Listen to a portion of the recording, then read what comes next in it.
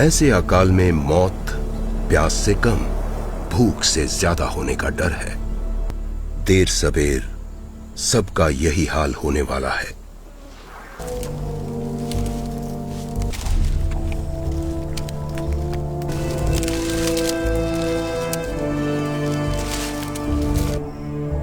पचास साल की आयु में अथीना ने ऐसा अकाल कभी महसूस नहीं किया था। इस समय वो जो भी फैसला करेगी वो बहुत नाजुक होगा। इस बार उसके पूरे परिवार की जिंदगी का सवाल है। अगर वो यहां रुकते हैं तो वो भूख से मर जाएंगे। अगर चल पड़े और समय सही नहीं हुआ तो उन्हें प्यास मार देगी। नतीजा जो भी हो, जिम्मेदारी केवल और केवल उसकी होगी।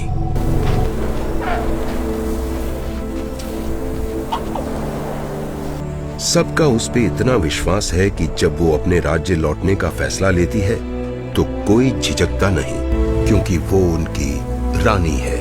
वो उसके पीछे कहीं भी चल देंगे।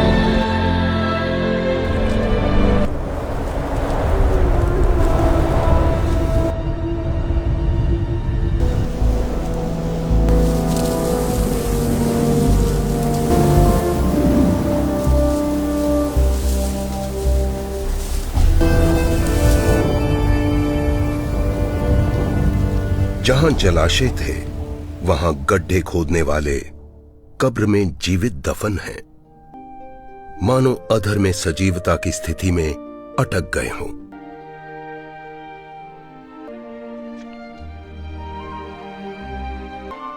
और इन सब के लिए, इस स्थिति से बाहर आने के लिए बारिश बहुत जरूरी है। इस उजड़े इलाके में सभी वेवे को धूप से बचाने की कोशिश करते हैं, लेकिन जहां बड़ों का एक कदम वहां उसके दो।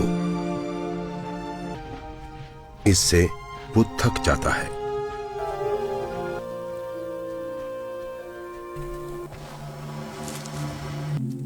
आखिरकार अथीना रुकती है, लेकिन चारे की तलाश में नहीं, अपने एक बिछड़े साथी को श्रद्धांजलि देने के लिए।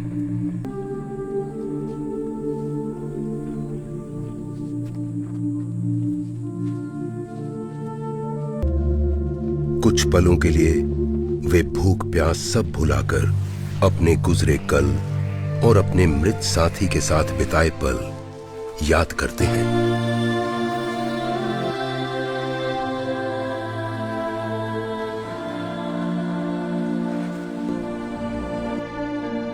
जहां वो जा रहे हैं वहां अभी भी अकाल पड़ा है।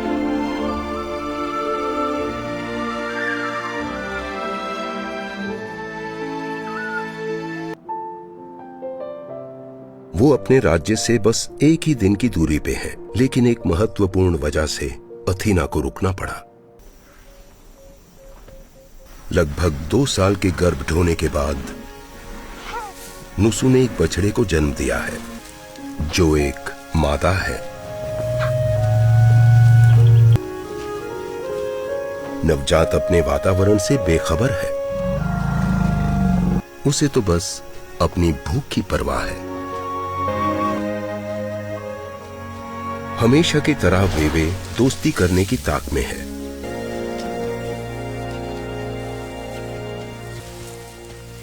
जन्म के लिए इससे बुरा समय नहीं हो सकता था, लेकिन अथीना का विचार कुछ और है। हजारों साल पहले एक सोच थी कि हाथी बरसात का आह्वान करना जानते हैं, लेकिन सच तो यह है कि उन्हें 100 मील दूर से बरसात के आने का आभास हो जाता है। राज्य में फिर से संतुलन बनाने का यही एक तरीका है।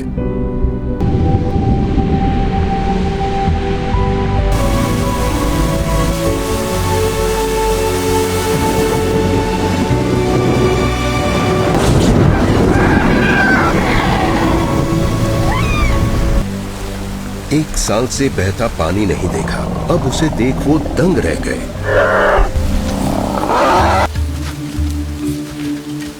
अफ्रीका में मानते हैं कि बरसात आने की कगार पे किस्मत वाले जन्म लेते हैं, क्योंकि बरसात उत्सव मनाने का कारण है।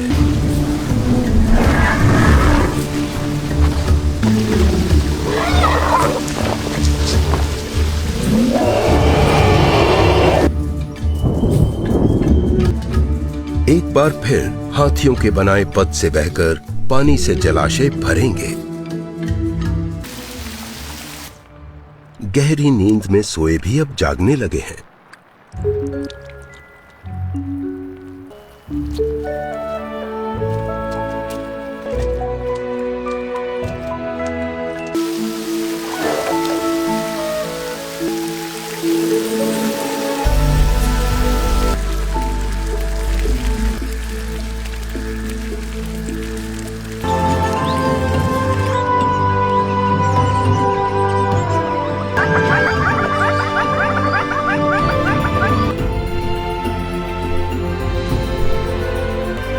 जिस तरह मुस्कुराहट चेहरे पे छाप छोड़ जाती है, ठीक उसी तरह हर सफर इस महाद्वीप पे अपनी छाप छोड़ता है।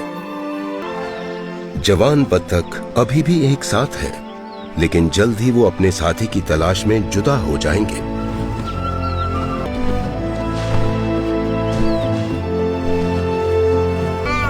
आदत से मजबूर लेट लतीफ स्टीवन अभी भी पीछे है।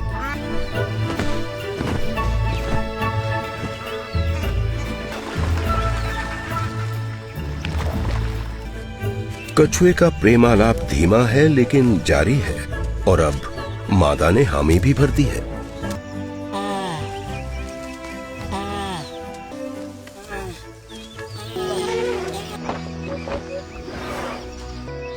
फिर एक बार ये जलाशय सबके लिए जीवन डोर बन रहा है।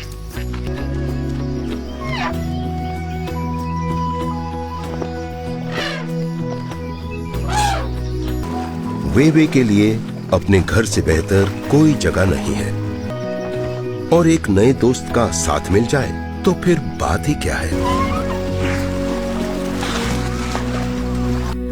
जितना भीषण अकाल उतनी ही अच्छी बरसात। यहाँ की हरियाली कई परिवारों को आकर्षित करती है।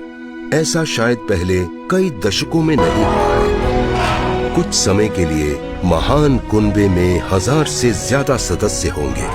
इस धरती पे इस तरह का पहला विशाल जलसा।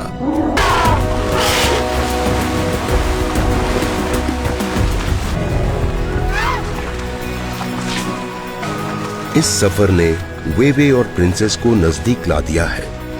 दोनों को एक दूसरे के साथ मिलकर जिंदगी के तौर तरीके सीखने हैं।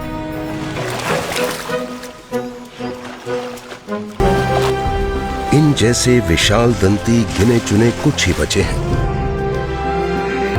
आज भी इस महाद्वीप के छोटे से कोने में इनकी अपनी बस्ती है। ये हमें याद दिलाते हैं कि एक समय था जब पूरा अफ्रीका इनका हुआ करता था।